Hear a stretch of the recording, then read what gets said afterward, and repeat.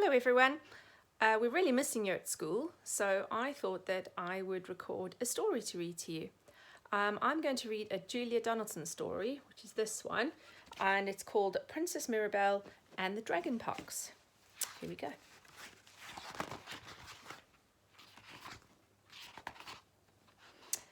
Ellen had chicken pox. She was covered in spots. "You mustn't scratch them," said Mum. Ellen put on her right slipper, she'd lost the left one, and went to look at her spots in the bathroom mirror. The spot on her nose was so itchy.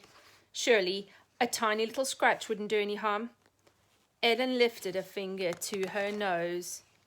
Then she jumped when a voice from the mirror said, "Don't scratch, you might turn into a toad." Could this really be happening? Could Ellen's reflection really be talking to her? Before Ellen could reply, the mirror girl went on, "You've got really bad dragon pox." "No, I haven't," said Ellen. "I've got chicken pox, and so have you. You're my reflection." "Don't be silly," said the mirror girl, and the next second she jumped out of the mirror and was in the bathroom with Ellen. "I'm Princess Mirror-Belle. You really ought to curtsy, but as you're my friend, I'll let you off." "Are you really a princess?" asked Ellen. "But you look just like me. You've got the same pajamas. You even lost one of your slippers like me." "Oh, no, I haven't," said Mirror-Belle. She paused for a second and then continued. "My slipper was stolen by a goblin. They're always stealing slippers. They like to sleep in them." Ellen laughed. "Do they have little sheets and pillows?" she asked.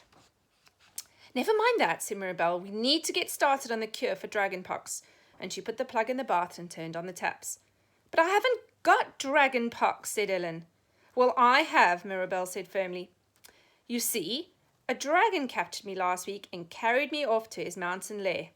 Luckily, a knight came and rescued me. But when I got home, I came out in these terrible spots." "Did the knight want to marry you?" asked Ellen. But Mirror-Belle seemed not to hear. "Now then," said Mirror-Belle, "on with the cure. This stuff looks good."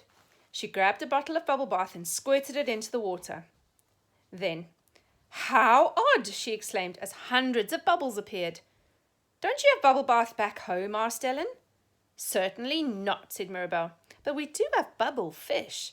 They're much better. They swim about in the bath and blow thousands of bubbles." "But isn't the bath water a bit hot for the fish?" asked Ellen. "Never mind that," said Mirror-Belle. "Let's get in."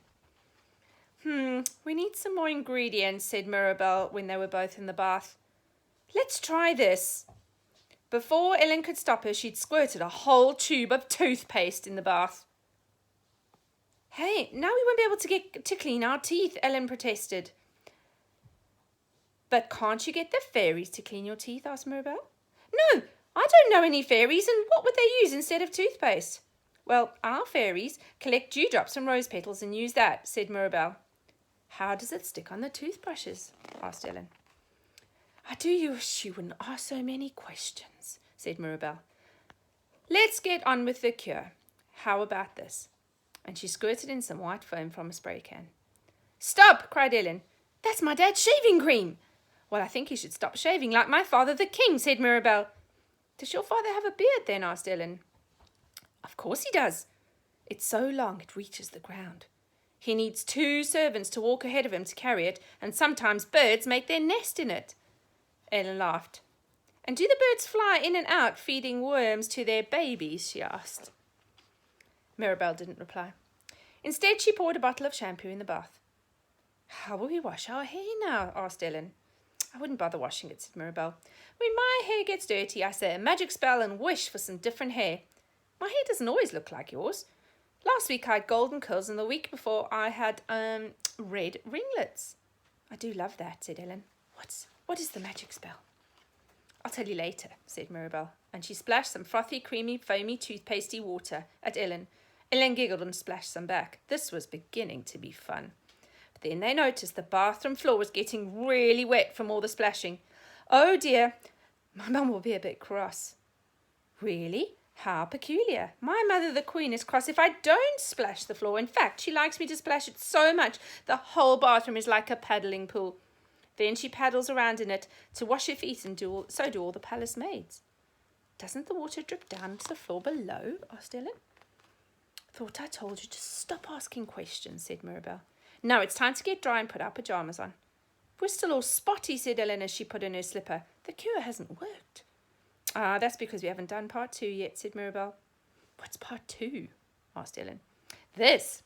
Mirror-Belle picked up a roll of blue paper and started to wound it round and round Ellen, who laughed. What about you? she asked. We'll do me later, said Mirror-Belle, carrying on winding. Before long, Ellen's whole body was covered in blue paper and Mirror-Belle had started on her face. Then, close your eyes and count to 100. So Ellen did. 98, 99, 100! Ellen ripped the paper off her face and opened her eyes. Where are you, Mirror-Belle? she asked. She looked round the empty room and saw the door handle was turning, but it wasn't Mirror-Belle. Instead, Ellen's mum came into the room. Ellen, what have you been doing? she said as she looked at the watery, foamy room and all the empty tubes and bottles. It wasn't me. It was Princess Mirror-Belle, said Ellen. She came out of the mirror. She was trying to cure my my chicken pox.